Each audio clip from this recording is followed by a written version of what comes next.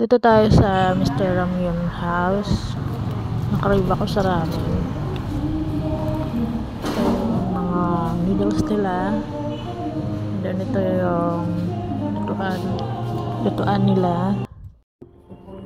Ito naman yung mga pamimilian na toppings or add-ons para sa noodles ramen.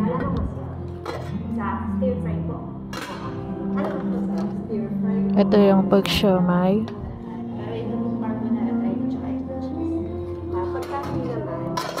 Narito fish cake.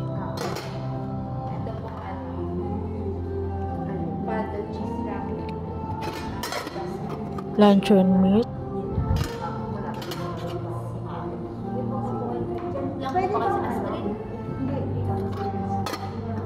Seafood buns.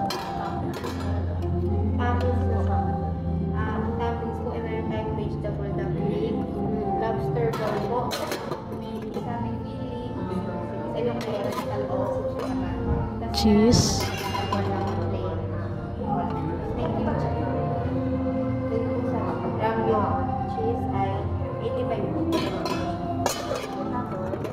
Vegetable dumplings.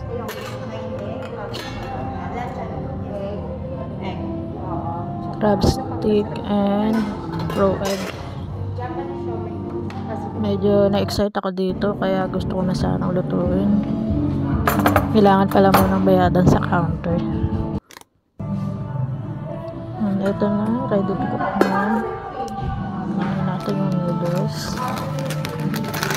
Kasunod yung mga toppings nito. Ilagyan ko na rin to ng seasoning powder. Pag gusto mo yung may sabaw, ipindutin mo yung number 1. 4 minutes siya para maluto.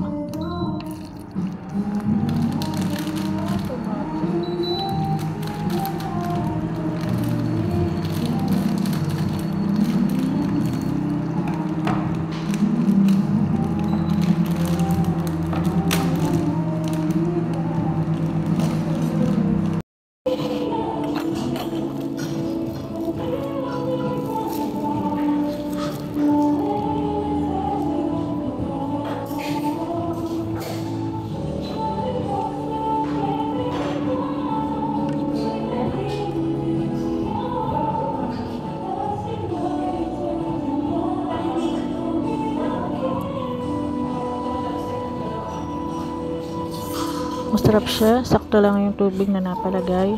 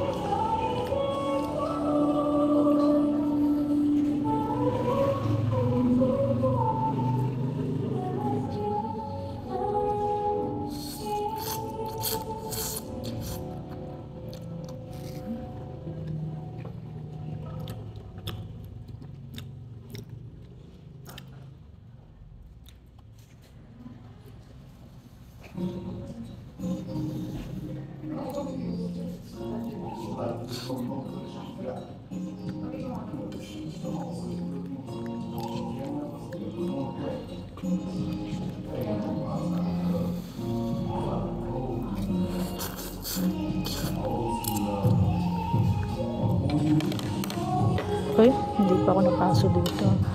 Mapapaon ka lang talaga sa sarap.